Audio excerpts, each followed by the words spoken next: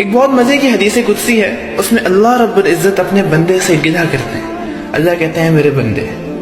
تجھے میں نے ایک پانی کے گندے قطرے سے بنایا، تجھے میں نے خون کا لوتھڑا بنایا، پھر میں نے تیری ہڈیاں بنائی، ان پہ میں نے سکن چڑھائی، میں نے تیری آنکھیں بنائی، ان میں رنگ بھرا، تیرا دل بنایا، تیرا دماغ بنایا، تیرے ہاتھ بنائے، تیرے پاؤں بنائے، اور 9 مہینے تجھے ماں کے پیٹ میں محفوظ رکھا۔ جب تو پیدا ہونے لگا میں نے فرشتے سے کہا کہ اس کو بہت محبت سے لانا، پھر میں نے تجھے دیکھا، تیرے جسم پہ نہ لباس تھا، نہ زبان میں بولنے کی طاقت تھی، نہ ہاتھ میں پکڑنے کی طاقت تھی، نہ پاؤں میں چلنے کی طاقت تھی۔ اللہ کہتے ہیں وہ کون ہے جس نے تیرے ماں باپ کے دل میں تیری محبت ڈالی؟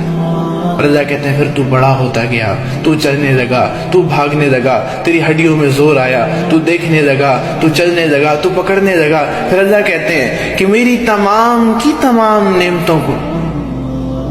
تو نے میرے خلاف استعمال کیا، میری تمام کی تمام نعمتوں کو بھول کے تو نے گناہ کیے۔ اللہ کہتے ہیں یا ابن آدم ما انصفتنی،